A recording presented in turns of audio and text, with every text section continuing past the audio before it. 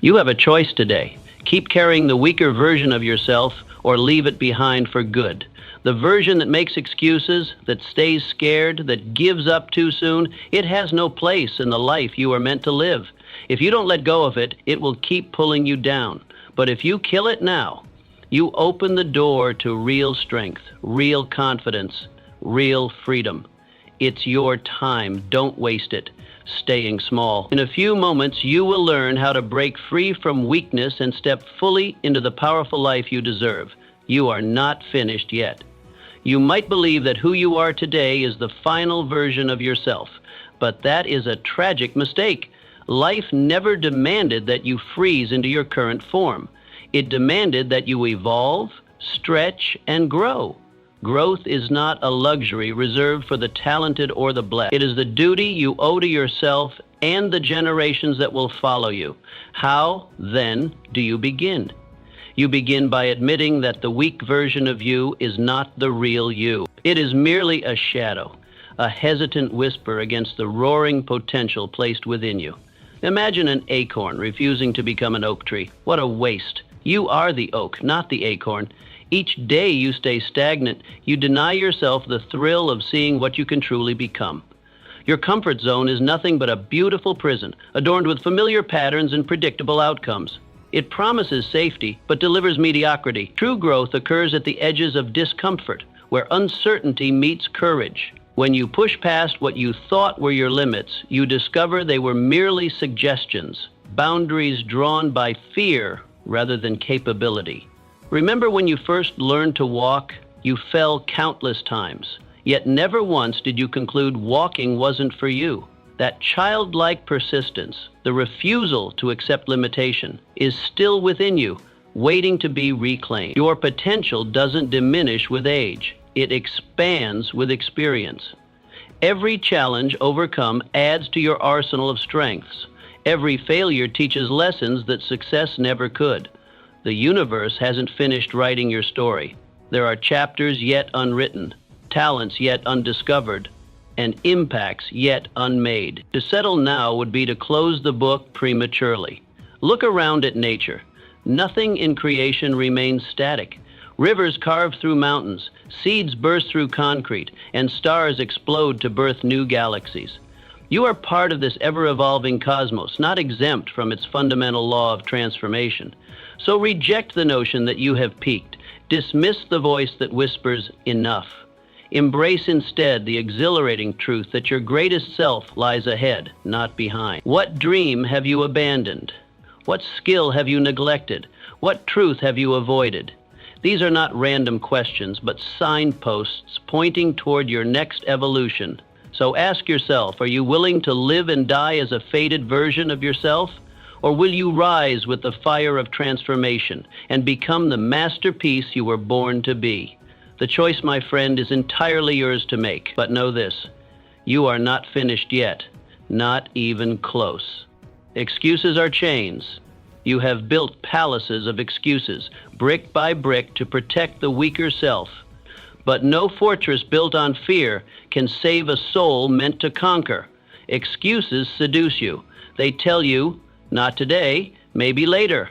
I'm not ready. They dress themselves as wisdom when in truth they are thieves, thieves that rob you of destiny. You must tear down that fortress with the hammer of action. Every time you hear the voice of excuse, act immediately in defiance. Do the thing you fear to do. Step boldly where you feel timid. These excuses whisper comfort but deliver stagnation. They promise protection but ensure mediocrity. The mind is masterful at creating rational-sounding justifications for inaction. I'll start when conditions are perfect, you say, not realizing perfect conditions never arrive. Each excuse adds another link to the chain that binds you. I don't have enough time becomes a permanent condition rather than a temporary circumstance. I don't have the right connections becomes an immovable barrier rather than a challenge to overcome. I'm too old or I'm too young places artificial boundaries on potential that has no age limit. Consider how many dreams lie buried in the graveyard of someday. How many lives of quiet desperation are lived because excuses were embraced rather than exposed. The tragedy isn't in failing, It's in never attempting because you've convinced yourself the attempt isn't worth making. Benjamin Franklin, who faced his weaknesses by creating a personal system of virtues, daily, disciplined. He did not hide behind "not today." He built greatness today and tomorrow and the day after. He understood that excellence is built through consistent action, not occasional inspiration. Your freedom lies in destroying excuses before they destroy you. When the voice of resistance rises, recognize it not as truth, but as fear disguised as reason. The moment you feel reluctance is precisely when action becomes most valuable.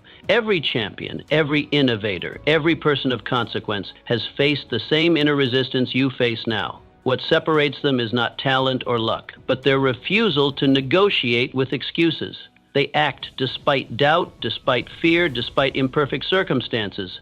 The most dangerous excuses are those that sound virtuous, waiting until you're more prepared, until you've learned more, until you've saved enough.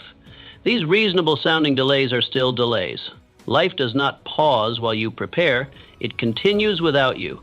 Challenge yourself to live one day without a single excuse.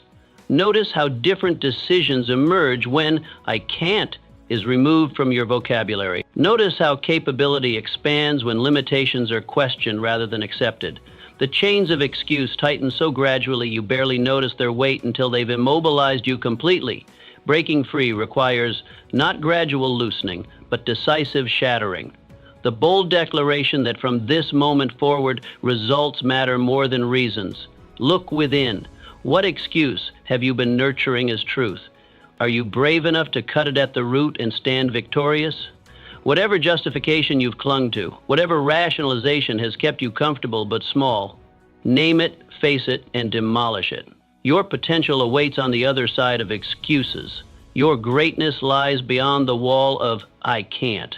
Your destiny unfolds when you exchange explanations for executions. The chains that bind you are of your own making. The key that unlocks them is in your hands. Comfort is a coffin comfort. Lulls you into a silent death. It is the poison that feels like honey, but kills like venom. The weak version of you is addicted to comfort, but you are called for conquest. Each step out of your comfort zone is a blow to the frailty within you. How can you destroy the addiction? Start small. Take the cold shower. Start the awkward conversation. Push 1 mile further than you think you can. Stretch yourself until discomfort becomes your new home, because greatness lives there. The human spirit was never designed for stagnation. Look at history's giants. They did not achieve immortality by nestling into routine. They clawed their way forward, bleeding if necessary, sacrificing comfort on the altar of achievement. Your muscles do not grow stronger without the burn of resistance. Your mind does not expand without the strain of challenge. Why, then, do you expect your character to develop while cushioned in ease? Comfort whispers seductive lies. You've earned a break. You deserve to relax. Why push when you can coast? These sweet deceptions mask a bitter truth. What you're really choosing is slow decay. The law of nature permits no middle ground. You're either growing or dying, advancing or retreating. Your ancestors did not have the luxury of comfort. They fought predators, survived winters, crossed oceans, and built civilizations, all while embracing discomfort as the price of survival. The comfort you cling to dishonors their struggle. It squanders the resilient DNA they fought to pass down to you. Thomas Edison, failing thousands of times, never comfortable. But he lit the world. He embraced discomfort, while others curled up in their beds of excuses. What if he had stopped at failure 100 or 1,000? The world would have waited longer for light. How many gifts are you withholding from the world because you refuse to endure temporary pain? The coffin of comfort has many chambers. The extra hour of sleep that dulls your edge, the easy conversation that avoids the important truth. Each seems harmless alone, yet together they embalm your potential, preserving you in a state of living death. Physically present, but spiritually dormant. Break free. Feel the exhilaration of voluntary hardship. When you choose discomfort deliberately, you reclaim power over your circumstances. The cold shower you dread becomes a victory before your day begins. The difficult conversation you avoid becomes a bridge to deeper connection. The extra mile when your body screams to stop becomes testimony to your unconquerable will. Comfort creates a life of what if and if only. Discomfort forges a life of I did and I became. Which narrative will you author? Which legacy will you leave? The pages are blank, waiting for your choice. Every significant human advancement, art, science, technology, philosophy, was born from discomfort. Someone, somewhere, decided that the status quo was insufficient. They endured ridicule, failed repeatedly, worked while others slept, and persisted when logic suggested surrender. Will you trade eternal greatness for momentary ease? When you lay your head down tonight, will you sleep knowing you killed a weakness today? Or will you cling to the fading comfort of good enough? Your legacy demands an answer. The coffin of comfort awaits us all eventually. Until then, live so vibrantly, strive so mightily, and embrace discomfort so completely that when death finally comes, it recognizes you not as one who has been practicing for the grave, but as one who has lived fully until the very end. Desire without discipline is dead. You wish to achieve, yes, so do millions. Desire alone is not your savior, it is merely the spark. Without discipline, desire burns out quickly, like a match in the wind. The stronger version of you lives in discipline, not desire. Discipline shows up after excitement fades. It drags you from bed when comfort begs you to stay. How to birth discipline. Anchor small daily wins to your deepest dream. Celebrate the consistency, not the intensity. The graveyard of potential is filled with brilliant minds who relied on passion alone. They began with fire in their eyes, hearts pounding with possibility, then vanished when the flame flickered. Desire is the lover that excites you. Discipline is the partner that sustains you. Both are necessary, but only one endures the winter seasons of achievement. Your desires change with the wind. Strong today, forgotten tomorrow. They rise and fall with external triggers, a motivational video, an inspiring conversation, a glimpse of someone else's success. But discipline stands unmoved by these temporary currents. It is the quiet force that continues when emotion has abandoned ship. The world rewards consistency above all else. Average efforts applied consistently demolish brilliant efforts applied sporadically. The writer who produces one page daily will author volumes, while the occasional genius sits paralyzed by perfectionism. The athlete who trains in obscurity will outlast the naturally gifted who practice only when inspired. George Washington, crossing the Delaware, frozen, exhausted, but disciplined. His discipline made him the father of a nation, not a fleeting burst of emotion. History does not remember those who felt strongly, but those who acted relentlessly. Understand this truth. Motivation is unreliable. It is the fair weather friend of achievement. It appears on sunny days and vanishes during storms. Building your future on motivation is constructing a castle on quicksand. Discipline is the bedrock beneath monuments that endure centuries.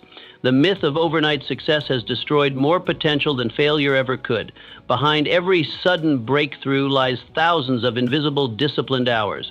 The musician who exploded onto the scene spent a decade practicing in empty rooms. The entrepreneur who struck gold endured years of setbacks and adjustments. You cannot surf on waves of motivation. You must walk on the foundation of discipline. The waves will come and go. The foundation remains. Let others chase feelings, you pursue consistency. Let others wait for perfect conditions, you create progress in any weather. Discipline begins with small commitments honored religiously. The alarm clock obeyed without negotiation. The promise to yourself kept when no one is watching. The workout completed without an audience. The temptation resisted when indulgence seems justified. Each small victory builds the muscle that carries you toward greatness. The undisciplined mind will bargain with itself, creating elaborate justifications for compromise. It will point to exhaustion, stress, or special circumstances as reasons to abandon today's commitment. The disciplined mind acknowledges these realities but refuses to be governed by them. Your biological wiring seeks ease and pleasure. It is natural to resist discipline. But what separates the extraordinary from the ordinary is precisely this willingness to override biological defaults in service of a greater vision. So ask yourself today, are your actions chained to fleeting moods or anchored to unshakable commitment? Your answer will reveal which version of yourself you are building and which one must be buried. Remember, desire points to the destination, discipline delivers you there. Dreams without deadlines are merely fantasies. Ambition without action is just wishful thinking. Vision without consistent execution is delusion disguised as aspiration. Build your life on the bedrock of discipline and watch as desires transform into destiny. You must fire the old manager of your mind. Your mind has been managed by fear, laziness, doubt. These are poor managers who have bankrupted greater men than you. If a business fails under poor leadership, it replaces the leader. So must you. How? Audit your thoughts, eliminate every one that does not serve your vision. Replace them with the voice of power, belief, and determination. Plant thoughts like seeds. Water them with action. Starve the weeds of doubt. The mind you inhabit today was not constructed by you alone. It was shaped by parents who transferred their fears, teachers who imposed their limitations, peers who projected their insecurities, and a society that profits from your self-doubt. You have been operating with inherited software, running programs you never consciously installed. Every thought that crosses your mental landscape either empowers or diminishes you. There is no neutral thinking. Each mental pattern either pulls you toward greatness or pushes you toward mediocrity. Yet, how carelessly we monitor this constant stream.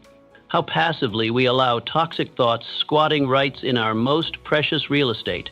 Your thoughts create chemical reactions in your body. Doubt releases cortisol that weakens you. Confidence triggers dopamine and serotonin that strengthen you. This is not mystical philosophy, it is biological reality. The old manager is literally poisoning your system while promising to protect you. The resignation letter to your old mental management must be decisive and final. No severance package, no consulting role, no occasional visit. These saboteurs must be permanently removed from their positions of influence. Their whispers of "you can't" and "you shouldn't" and "what will others think" have no place in your new administration. Abraham Lincoln battled doubt daily but managed his mind like a fortress of hope. His victory was not external first, it was internal.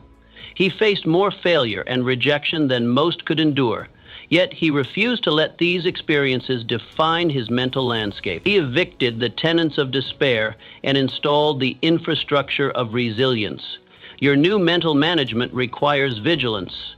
Thoughts will attempt to revert to familiar patterns, the path of least resistance. Just as a neglected garden returns to weeds, an unguarded mind drifts toward limitation. The difference between momentary success and lasting transformation is this vigilance. When you catch yourself in old thought patterns, don't waste energy in self-condemnation. Simply recognize the intruder, escort it firmly to the exit, and replace it immediately with its empowering counterpart. "I can't do this" becomes "I am finding a way." "This is impossible" transforms to "this is challenging but solvable." Tired. "I always fail" shifts to "I learn and improve with each attempt." So look closely. What old managers are still ruling your inner empire? Will you allow fear to bankrupt your dreams, or will you fire the cowards and hire courage as your new CEO? The battle for your destiny is waged first in the silent chambers of your mind, where no one witnesses the conflict but you.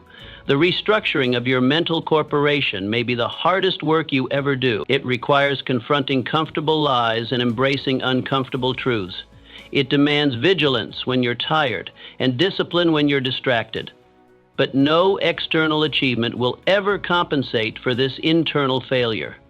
Your mind is the soil. What you plant, you shall harvest.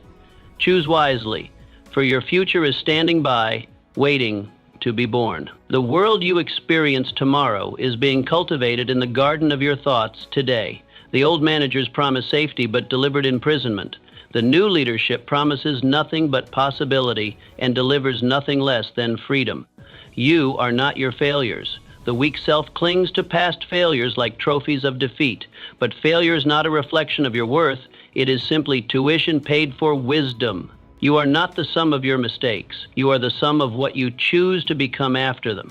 How do you sever this old identity? Begin by celebrating every lesson learned, not every wound received.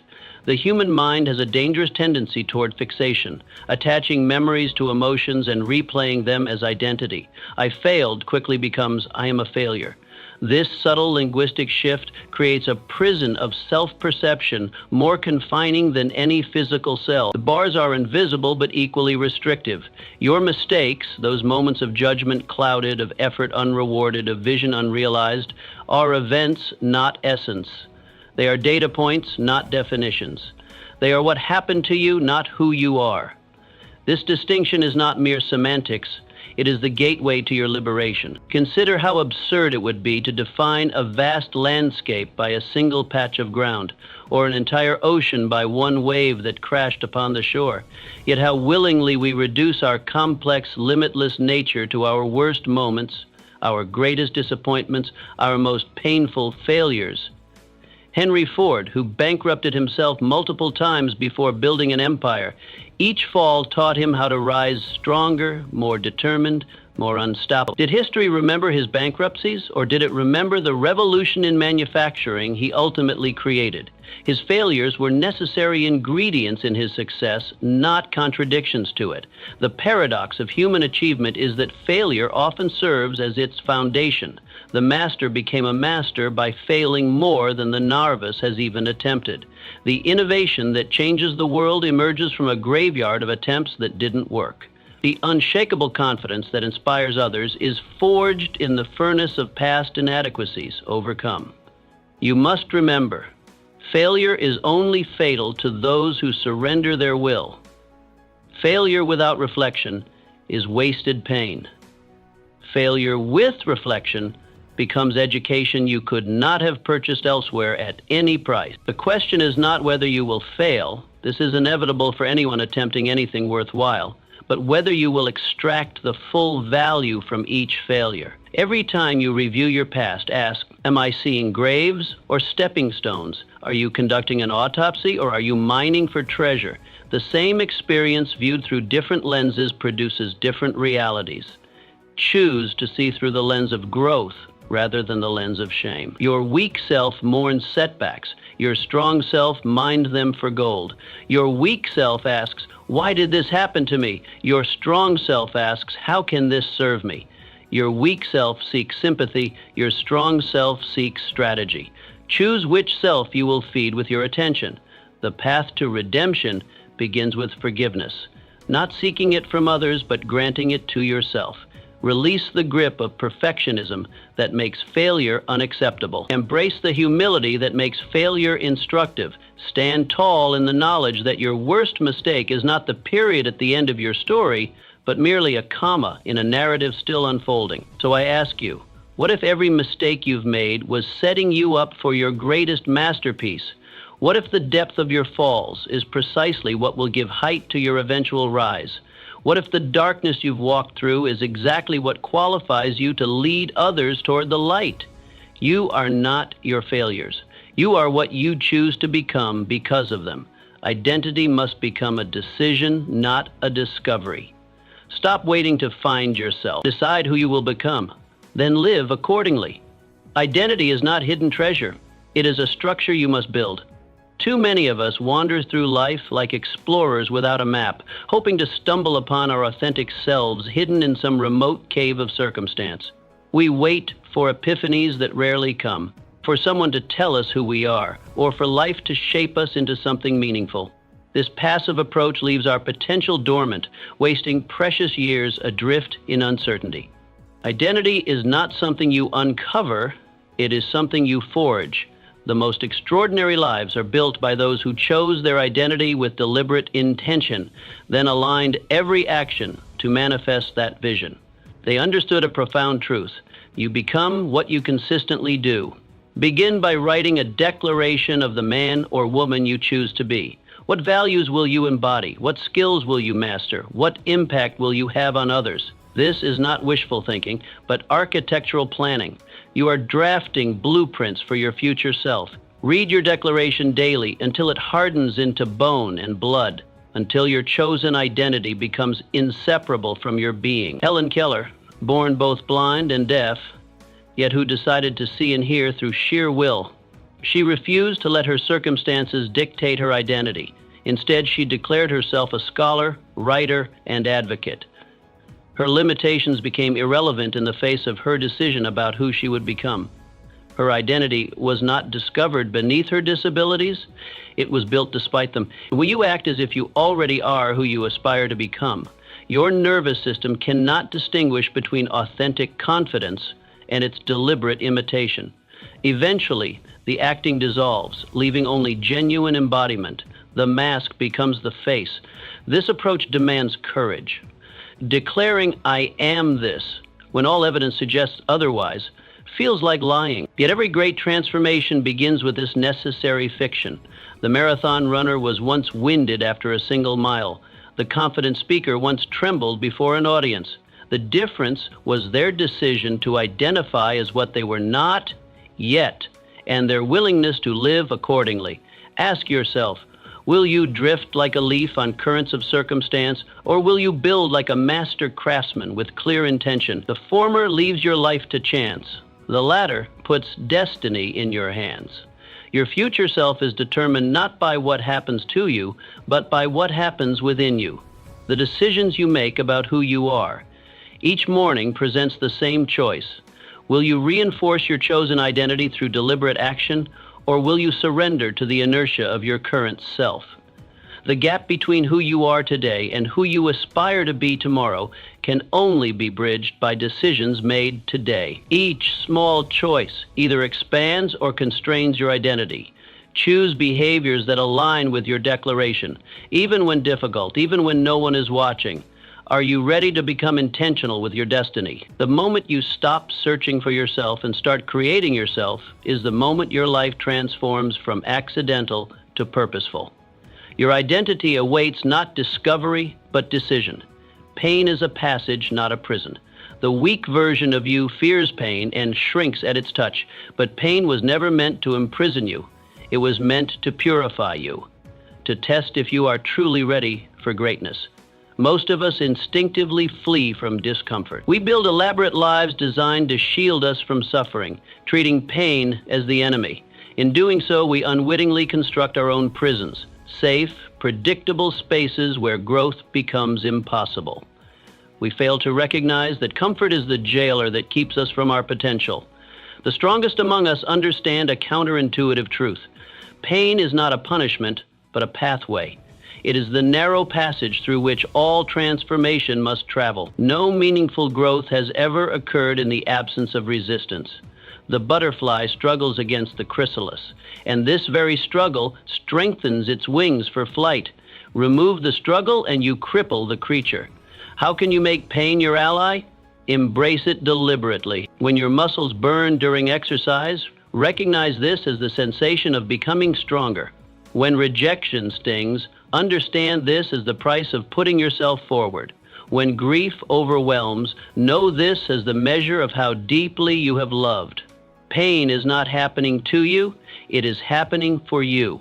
When hardship strikes, smile and whisper to yourself, "This is making me."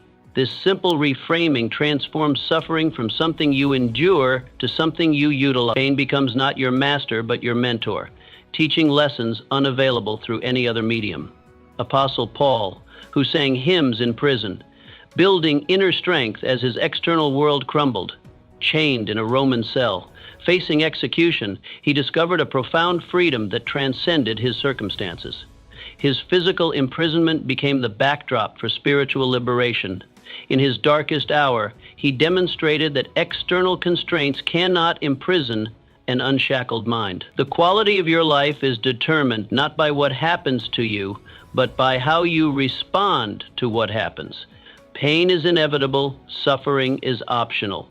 Between stimulus and response lies the power of interpretation, your ability to assign meaning to your experiences. Will you curse your trials or crown them? Will you treat difficulties as punishments or as initiations into greater wisdom? Every scar can be a medal if you choose to see it rightly.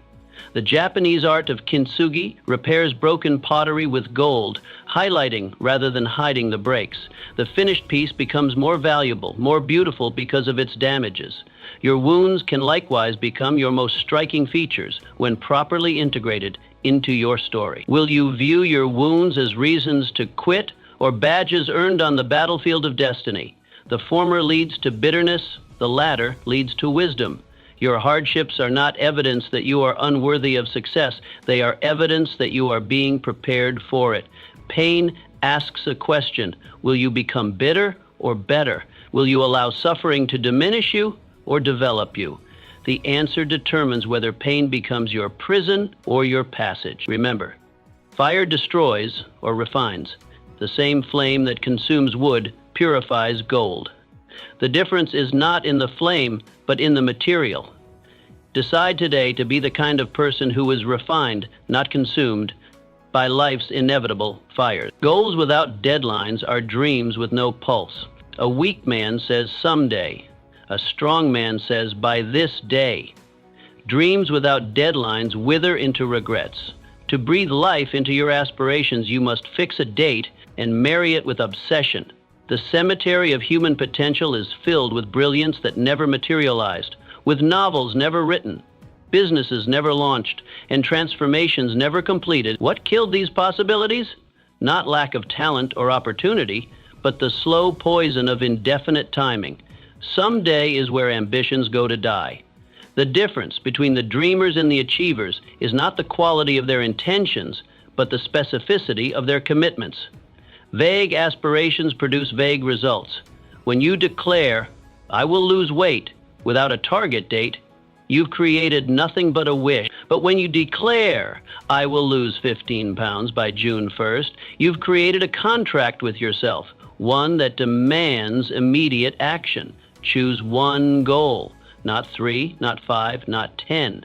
The force of your focus diminishes with every additional target. Select the objective that, once accomplished, will create the greatest positive cascade in your life. Then set a bold but realistic deadline. Bold enough to demand your greatest effort, realistic enough to remain within the realm of possibility. This balance prevents both complacency and disillusionment. Then move heaven and earth to meet it.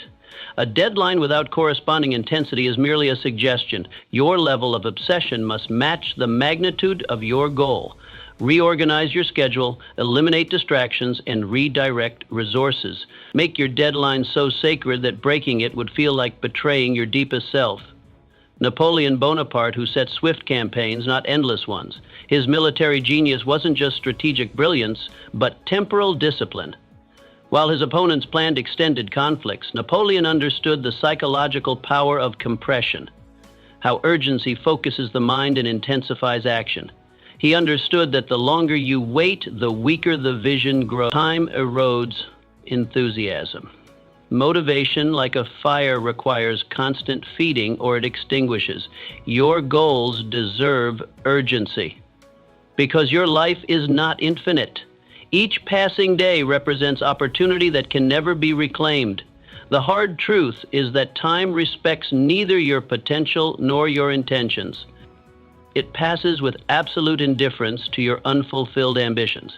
The deadline serves another crucial function. It transforms abstract aspirations into concrete projects. Without a time frame, the mind cannot properly allocate resources or measure progress. The amorphous goal floats eternally in the realm of what could be rather than descending into the workshop of what is becoming. When you set a deadline, you also create the possibility of failure, and this is its hidden power. The risk of missing your target date creates productive tension. The comfort of indefinite timing breeds complacency. The pressure of an approaching deadline breeds creativity and resourcefulness. So tell me, what is the one dream you've kept somedaying? When will you bring it to life with blood, sweat, and a date circled in red? The power to transform intention into reality awaits in your answer. Choose your deadline, not as a loose suggestion, but as an unbreakable covenant with your future self. Write it down, announce it to someone who will hold you accountable. Then attack each day as if the deadline were a matter of life and death, because in the realm of your highest potential, it is exactly that. Your legacy will be determined not by what you plan to do someday, but by what you completed by the days you chose. Association is acceleration. The weak version of you thrives in poor company, complainers, cynics, cowards, but you are called to ascend higher. Association determines acceleration. Who you walk with decides how far you run.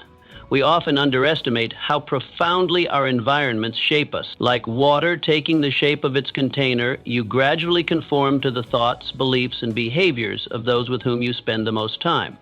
This transformation occurs so subtly that you barely notice it happening, until one day you look in the mirror and wonder how you became who you are. The fundamental truth remains: you will never outperform your inner circle. The caliber of minds you regularly engage with establishes both your ceiling and your floor. Mediocre associations create mediocre outcomes with mathematical precision. Excellence, likewise, begets excellence. Seek mentors, join communities that ignite your ambition, distance yourself from negativity. This is not mere networking, it is strategic identity formation. Every relationship is an investment that yields returns, positive or negative. When you surround yourself with individuals who demand growth, who expect excellence, who refuse to settle, their standards silently become your own. Andrew Carnegie, who surrounded himself with titans of industry before he became one himself, he understood that to achieve extraordinary success, he needed to inhabit the world of the extraordinary. By placing himself in proximity to greatness, he absorbed the mindsets, strategies, and perspectives that later enabled his own empire. He recognized what many miss. Success leaves clues, and those clues are often found in the company one keeps. Your associations are mirrors reflecting your future. The conversations you regularly participate in forecast your trajectory with startling accuracy. Listen carefully to the recurring themes in your social circles. Are they dominated by excuses or solutions, by complaints or creations, by fears or ambitions? These conversations are not just passing exchanges. They are programming your subconscious mind. The physics of human development follows a simple law. You cannot help but be influenced by your surroundings. Just as a hot iron placed next to cold iron transfers heat until both reach equilibrium, your energy, drive, and vision will either elevate or descend to match your environment. This is not hypothesis. It is thermodynamics applied to human potential. Every handshake, every conversation, every influence either polishes or tarnishes your destiny. The casual lunch that inspires a breakthrough. The toxic colleague who normalizes mediocrity. The mentor who sees capability in you that you cannot yet recognize. None of these encounters leave you unchanged. This principle demands difficult decisions. Growth often requires separation, creating distance from those who, despite your history or affection for them, anchor you to lesser versions of yourself. This is not cold abandonment, but clear-eyed stewardship of your one irreplaceable life. So ask yourself, who is sharpening your sword and who is dulling your edge? Who challenges your limiting beliefs? Who celebrates your courage rather than feeding your fear? Who pursues excellence with such vigor that their very presence demands more from you? Will you climb with eagles or rot with pigeons? The choice seems obvious when stated so starkly, yet many choose comfort over growth, familiarity over potential. They sacrifice tomorrow's summit for today's security. Your future is literally determined by this decision, the company you keep. Choose wisely, choose intentionally, choose ambitiously. Seek those who have already traveled where you aim to go. Distance yourself from those who insist that your destination is impossible. Remember, you are always becoming more like the 5 people you spend the most time with. Make sure they deserve to be your future. Kill the fear of judgment. The weaker version of you lives in constant fear. What will they think? What will they say? But fear of judgment is a cage you build with your own hands. Understand this: those who mock, those who sneer, those who criticize, they are not your judges. They are merely spectators to your destiny. This insidious fear silently governs countless lives. Ideas left unexpressed, dreams pursued half-heartedly, talents hidden from view, all sacrificed at the altar of others' opinions. The tragedy is not just in what you lose, but in what the world loses when you shrink yourself to avoid criticism. What paralyzes you is not the judgment itself, it's the meaning you assign to it. A stranger's disapproval becomes evidence of your inadequacy. A colleague's skepticism transforms into proof of your delusion. A family member's concern mutates into confirmation of your impending failure. But these interpretations exist only in your mind. How do you dismantle this fear? Expose it. Deliberately place yourself in situations where judgment is inevitable. Each exposure weakens its grip. Speak when your voice shakes. When you feel that familiar tightness in your throat, that flutter in your stomach, that is your signal to push forward, not retreat. The words may tremble, but they must be spoken. Stand tall when your knees buckle. Physical posture reflects and reinforces mental state. Straighten your spine in the face of criticism. Meet eyes that doubt you. The body you command sends signals to the mind you inhabit. Command presence and confidence follows. Act in spite of disapproval. This is where transformation occurs. When you execute your vision despite the chorus of naysayers, you prove to yourself that their opinions lack the power you once granted them. Each action taken against the current of consensus builds an immunity to judgment that no affirmation or theory can provide. Galileo, who faced the scorn of the masses but changed the course of science forever, when he championed heliocentrism, he didn't merely face disagreement. He confronted the full force of religious doctrine and cultural consensus. The ridicule was relentless, the consequences severe. Yet he understood that truth doesn't require unanimous approval. History vindicates the courageous, not the conformist. The fundamental question is this: are you living to be applauded or to be fulfilled? These paths occasionally align, but frequently diverge. The route to authentic achievement often passes through valleys of criticism and misunderstanding. Applause comes easily for the familiar, the conventional, the expected. Precisely what breakthroughs are not. Those who fear judgment most intensely often believe others think about them more than they actually do. The spotlight effect blinds you to a liberating truth. Most people are too consumed with their own journeys to catalog your stumbles or scrutinize your choices. Their judgment is fleeting, if it materializes at all. Would you rather drown in their opinions or sail toward your true north? The former guarantees spiritual death, a life lived through others' eyes. The latter promises the exhilaration of authentic experience, the full expression of your singular gift to this world. Killing the fear of judgment doesn't mean becoming deaf to feedback or blind to consequences. It means distinguishing between constructive input and irrelevant noise.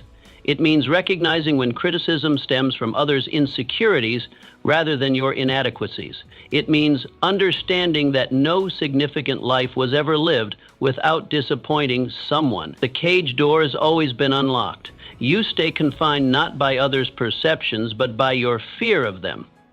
Step out. Create boldly. Speak truthfully. Live authentically. The judgment will come and it will pass. What remains will be a life lived on your terms, the only verdict that ultimately matters. Doubt is the silent killer. The weak version of you is seduced by doubt. It whispers, "You're not ready, you're not worthy, you're not enough." But doubt is a cancer that eats potential from the inside out. You must treat it as your enemy. Doubt doesn't announce itself with sirens. It creeps in quietly, dressed as prudence and caution.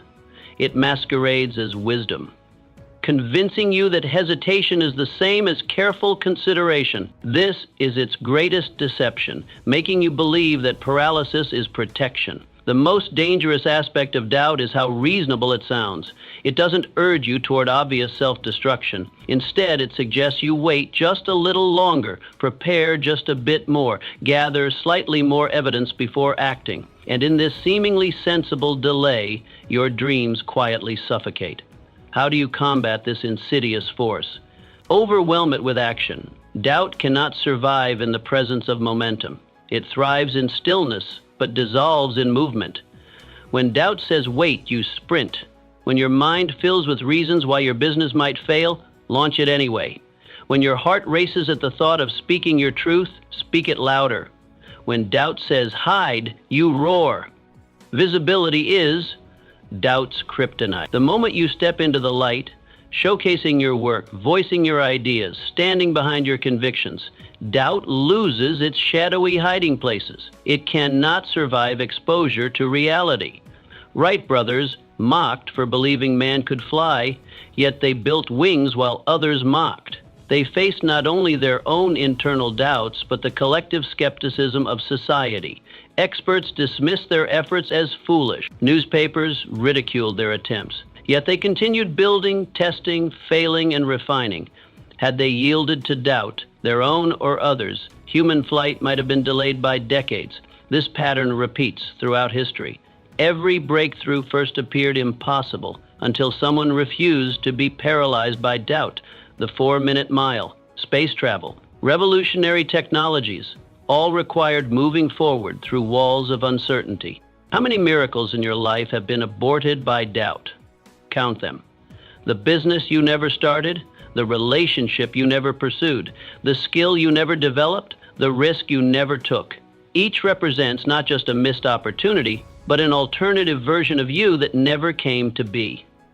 Doubt doesn't just steal achievements, it steals identity.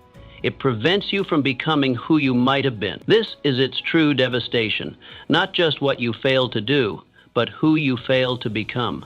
Are you ready to crush the serpent of hesitation and fly? This requires a fundamental shift in perspective. Instead of treating doubt as a warning to be heeded, recognize it as resistance to be overcome. Its very presence often signals that you're pushing boundaries, growing beyond comfortable limitations. Develop a reflexive response to doubt, immediate action. When uncertainty strikes, do the very thing you're uncertain about. Train yourself to interpret doubt not as a red light, but as a green one, a signal to accelerate, not brake. This doesn't mean acting recklessly or without preparation. It means recognizing when adequate preparation has become excessive, when prudence has become procrastination, when caution has become cowardice. Execution exposes doubt for what it truly is, mostly imaginary. The monsters in the dark disappear when you turn on the light. Similarly, the catastrophes doubt predicts rarely materialize in reality. Your life's trajectory will be determined not by the opportunities you're given, but by your response to the doubt that accompanies them. Will you be seduced by its whispers, or will you move forward despite them? Will you allow internal hesitation to dictate external results? The antidote to doubt is decision followed by action. Decide who you will be. Act accordingly. Let doubt scream while you build your wings and fly. Victory belongs to the perseverers. The weak self quits too soon. It sees obstacles as omens. But greatness was never reserved for the sprinters. It belongs to the marathoners.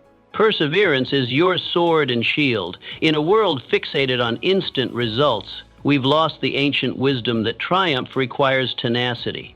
We celebrate overnight successes while ignoring the years of persistence that preceded their sudden appearance. We admire the summit without honoring the climb.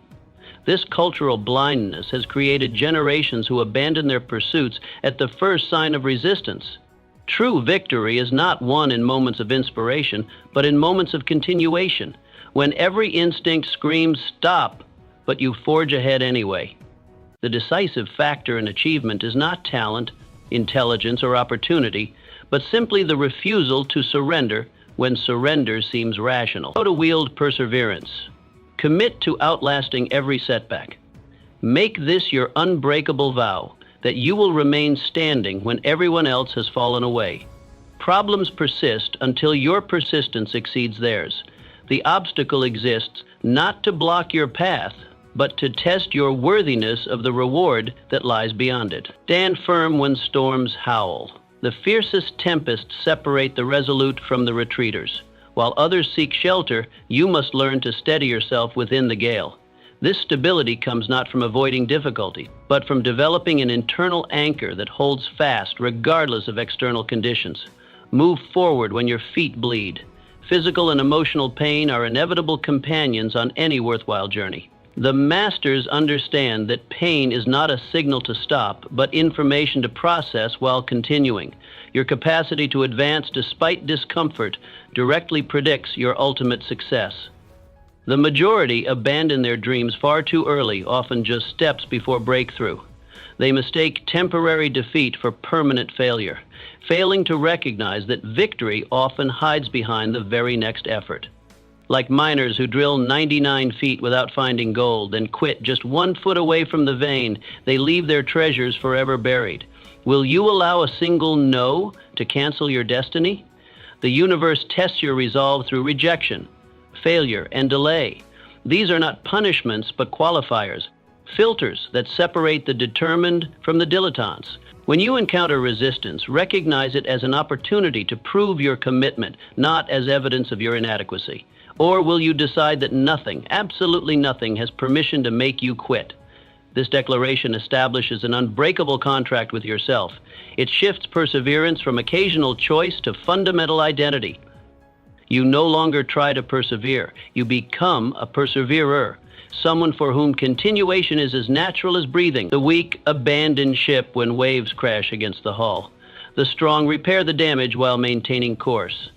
The extraordinary recognize the storm itself as part of the journey, not a deviation from it, but an essential element of it. Your legacy will be determined not by how brilliantly you begin, but by how stubbornly you continue. When talent fails, when luck turns, when motivation wanes, perseverance remains. It is the quality that transmutes dreams from ethereal possibilities into tangible realities. Victory awaits not the talented, not the privileged, not the perfect, but the persevering. Choose to be among them. Vision without action is hallucination. Dreaming is easy. Building is rare. The weaker self dreams vividly, but acts feebly. Vision without movement is self-delusion. You must marry imagination with execution. Our minds are magnificent architects, constructing elaborate futures in stunning detail. The business empire, the transformed body, the masterpiece creation. We can see it, feel it, almost touch it in our imagination, and in this vivid mental experience lies both power and peril. The power comes from clarity of purpose, the peril from the false sense of progress that visualization alone provides. The dangerous comfort of imagination seduces many. They mistake mental rehearsal for actual performance, confuse intention with implementation. They speak eloquently about what they will do someday, while that day perpetually recedes into the horizon. They collect inspiration but never convert it to perspiration. The result? Dreams that age into regrets. How do you bridge this critical gap between vision and reality? Break the dream into daily steps and attack them with military precision. Grand visions overwhelm, their magnitude paralyzes, but when disassembled into daily actions, concrete, immediate, measurable, they become conquerable. The manuscript becomes today's 500 words. The business becomes today's 3 sales calls. The transformation becomes today's disciplined choices. This daily discipline requires treating commitments to yourself with the same reverence you would commitments to others. You would not casually cancel on your boss or client. Extend this same professional courtesy to your dreams. Schedule non-negotiable appointments with your vision, protected from the invasion of urgent but unimportant demands. Florence Nightingale, who envisioned better hospitals, then rolled up her sleeves and changed the world of medicine. She did not merely conceptualize improved health care. She entered the squalor of military hospitals during the Crimean War, scrubbing floors, changing bandages, and meticulously documenting conditions. Her vision remained fixed, But her hands got dirty. She translated statistics into compelling visualizations that persuaded officials to implement reforms. Her methods reduced mortality rates from 42% to 2%, not through inspiration alone, but through relentless, methodical execution. Your dream does not care about how beautiful it looks in your mind. It demands proof through sweat. The universe responds not to intentions, but to actions.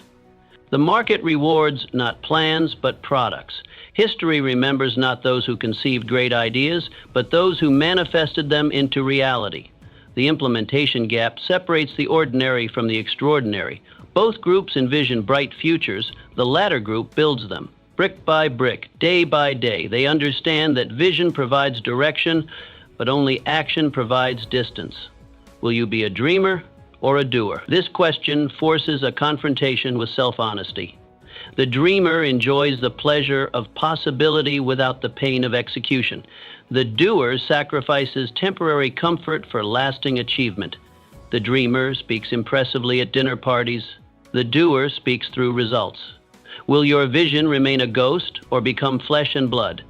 Ghosts are intangible, weightless, without impact. They pass through the world, leaving no mark. Your materialized vision, however, the actual business, the completed book, the transformed relationship, exerts real force.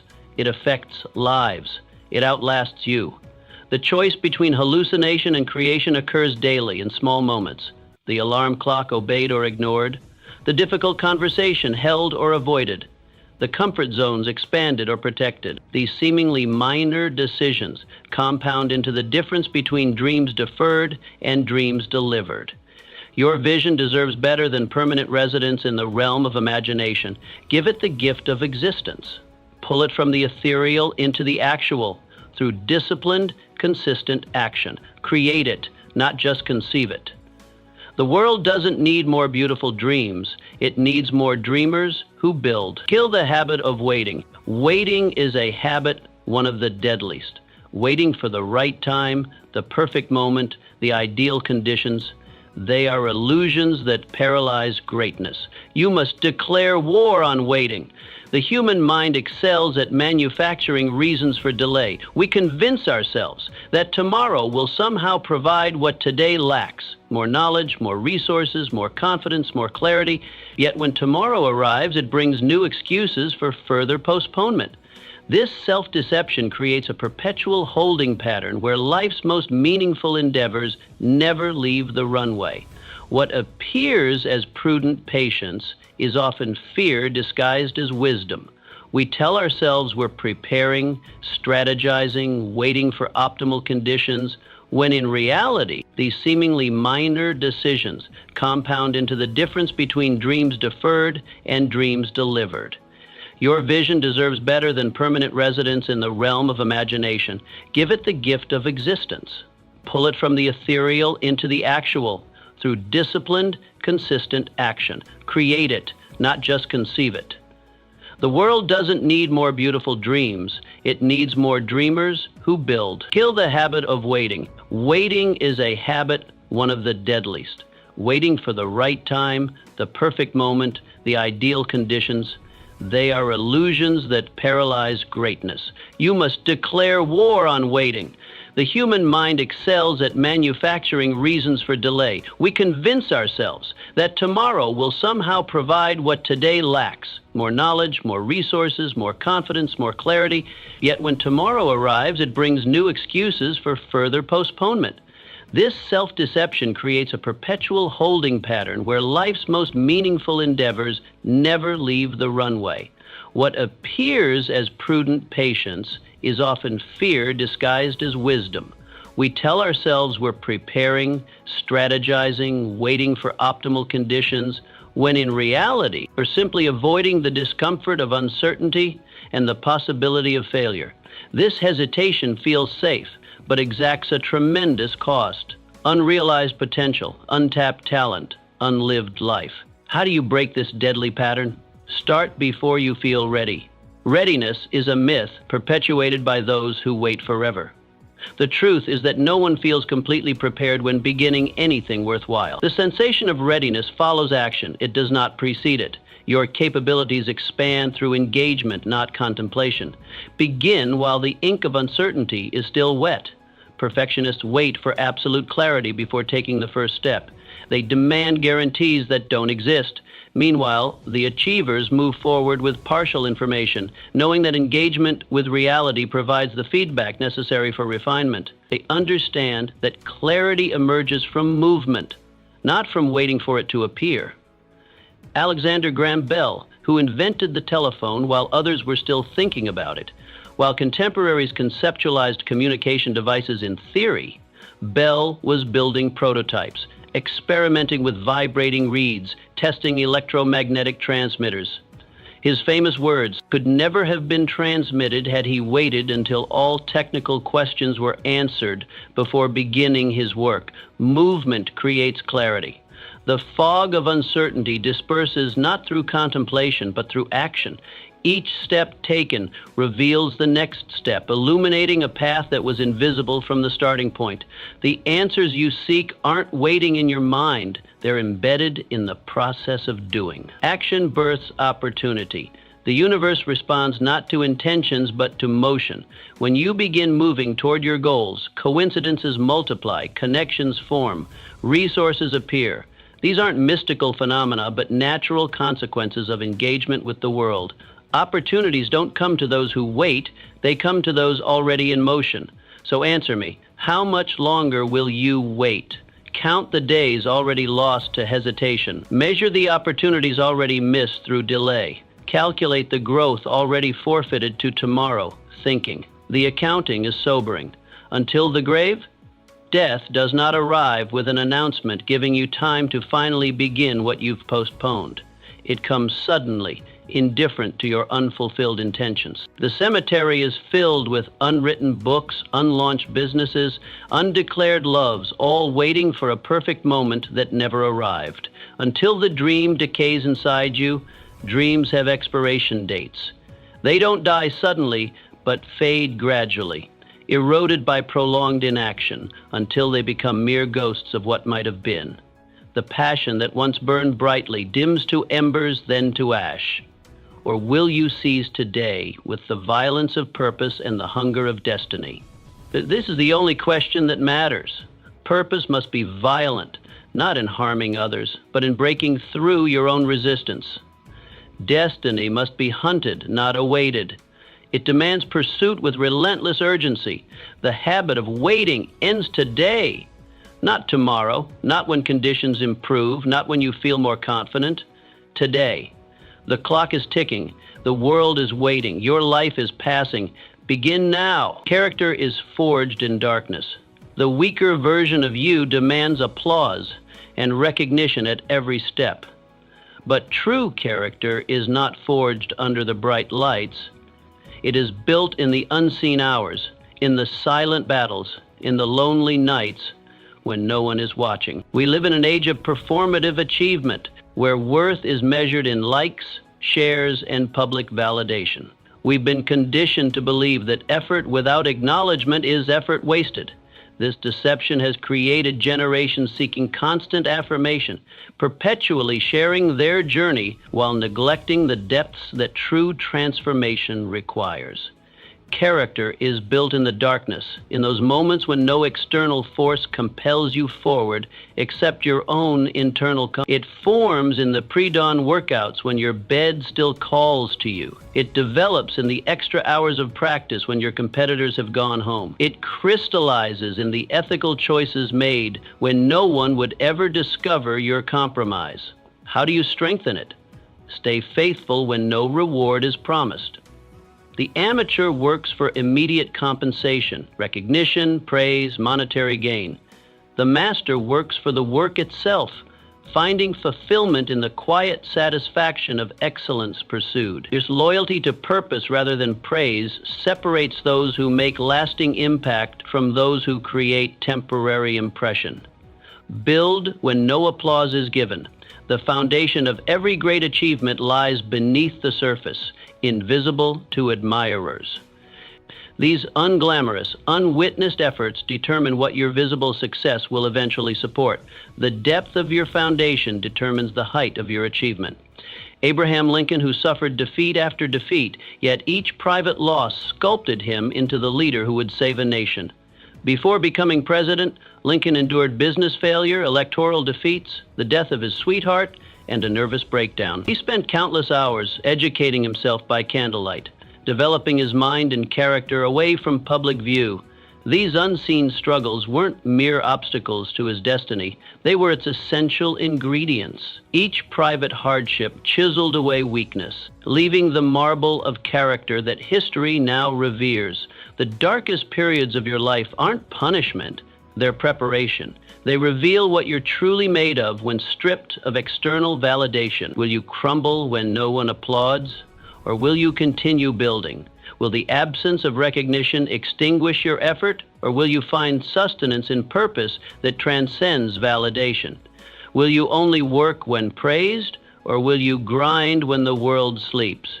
This question exposes the source of your motivation. External motivation waxes and wanes with circumstances. Internal motivation endures regardless of conditions. The former makes you a conditional contributor. The latter makes you an unstoppable force. Will you be gold refined by fire, or wax that melts when the heat rises? Gold emerges from fire more pure, more valuable, its impurities burned away. Wax cannot withstand the same conditions. It loses form, becomes unrecognizable.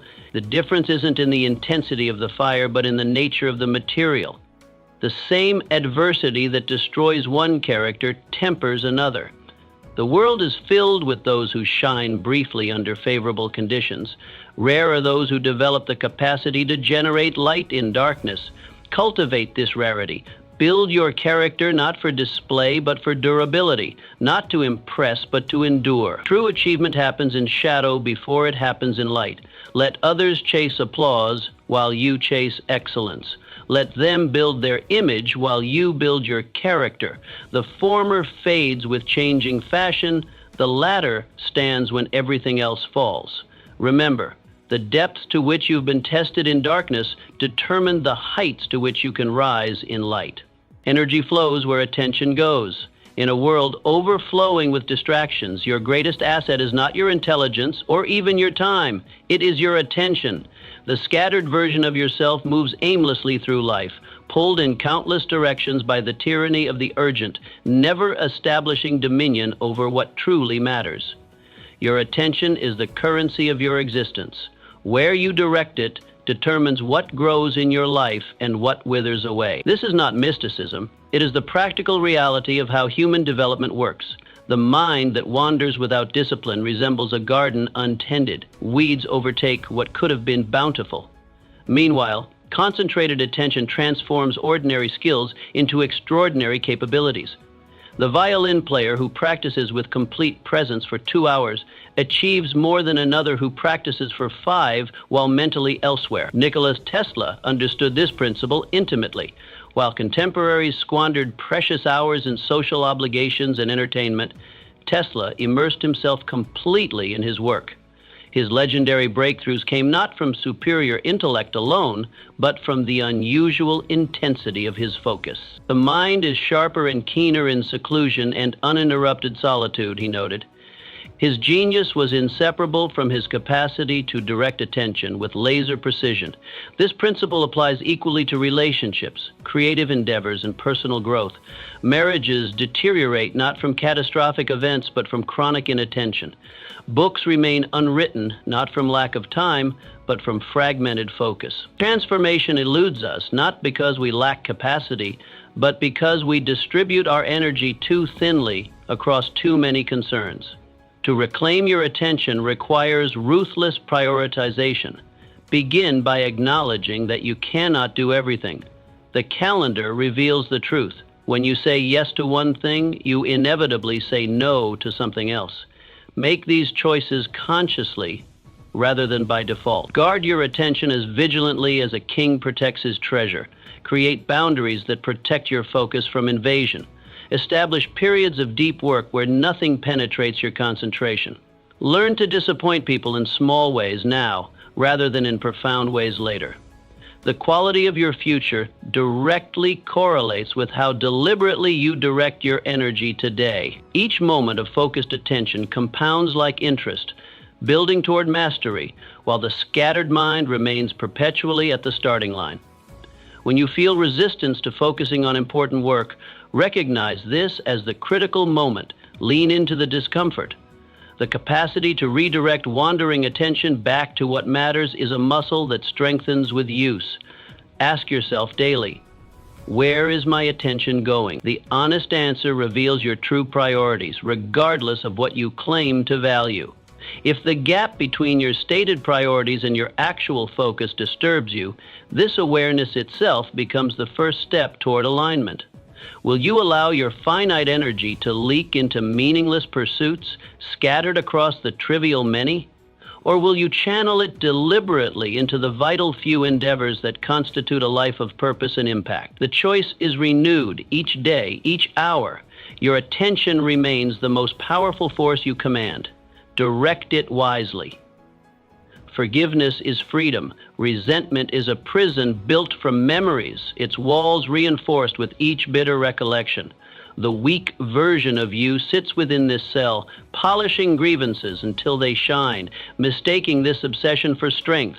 You replay the hurts inflicted upon you, sharpening pain into purpose, believing this vigilance keeps you safe. But look closer.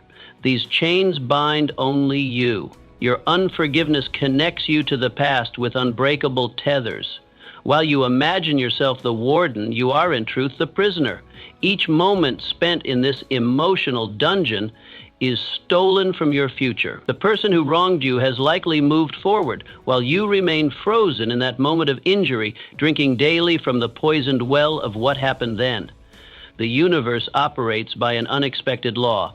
Holding on to wrongs committed against you punishes no one but yourself.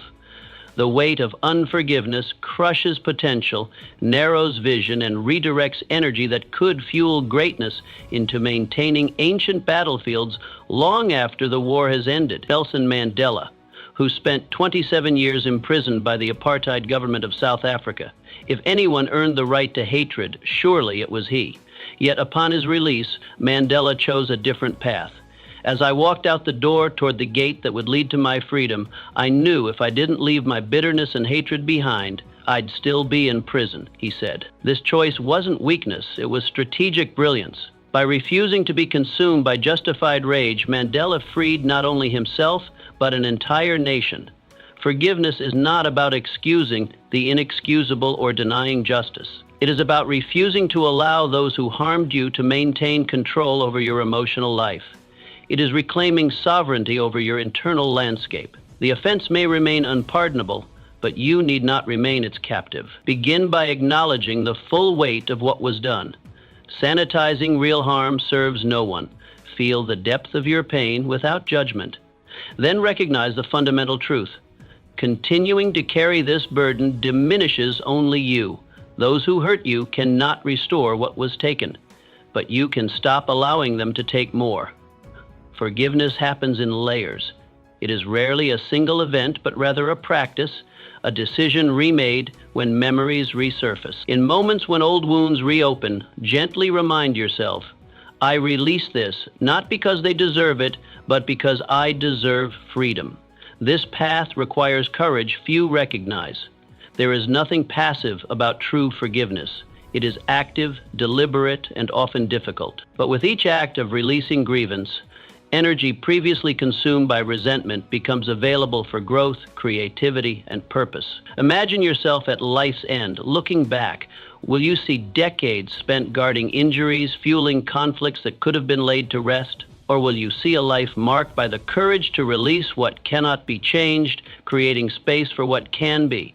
Your greatness awaits beyond the walls of unforgiveness. Every moment spent nurturing old wounds is a moment stolen from your destiny. The choice before you is not whether others deserve forgiveness. It is whether you deserve the freedom that comes with letting go. Will you remain shackled to the past, a curator of injuries collected? Or will you, like Mandela, walk through the gates of forgiveness, into the open terrain of possibility that awaits. The keys to your liberation have always been in your hand. Kill the need for validation. The hunger for approval is mankind's oldest addiction. The weak version of you crafts entire days around it, rehearsing humble brags, strategically revealing accomplishments like bait on a hook. Each compliment, each impressed glance delivers a hit of dopamine that temporarily soothes the gnawing question beneath it all: am I enough? But this validation is counterfeit currency. No amount will ever fill the void, because external approval is designed to evaporate, leaving you empty-handed and craving more. The cycle is endless. You achieve, you display, you receive momentary validation, then return to the hunger, slightly more desperate than before. True power emerges only when you sever this dependency. The person who no longer needs the world's affirmation becomes unstoppable. They make decisions unclouded by how they'll be perceived. They pursue what matters rather than what impresses. They speak truth without calculating its reception.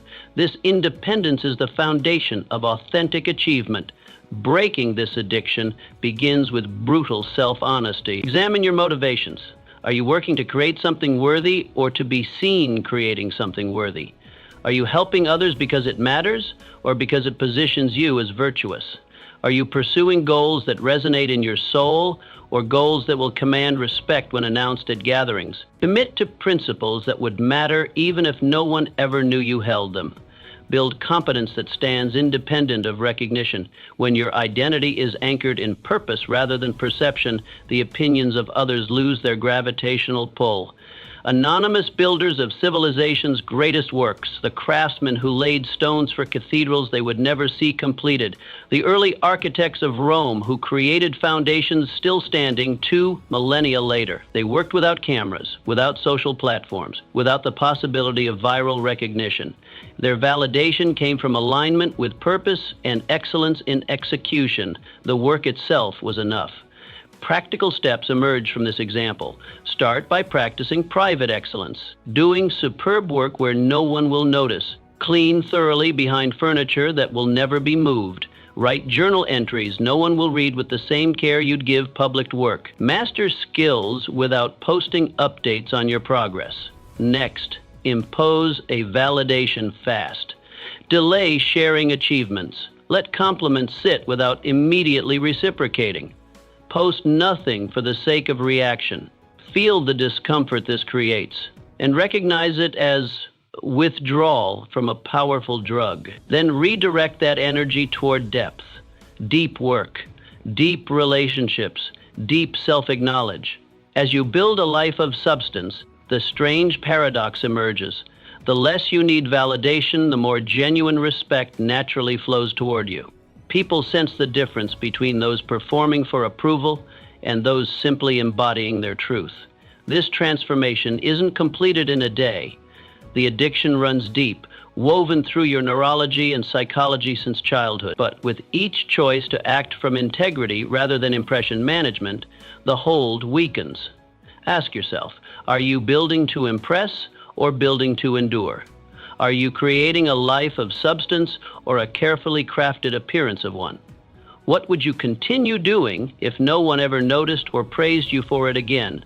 When you kill the need for validation, you finally begin to live without performance. You step into the arena not to be seen, but to contribute something real. And in that authenticity lies a power that no amount of external validation could ever provide. The time is now. The weaker self whispers, later. The champion roars, now. Time is the great equalizer. It cares not for your intentions. Only your actions matter. How can you seize it? Act today, move today, build today. No perfect timing will arrive, only this precious, imperfect moment. Joan of Arc, a teenage girl who seized destiny by charging into battle when wiser voices said, wait. Your future is not in tomorrow. It is in this decision, right now. So I ask you, what are you waiting for? Kill hesitation.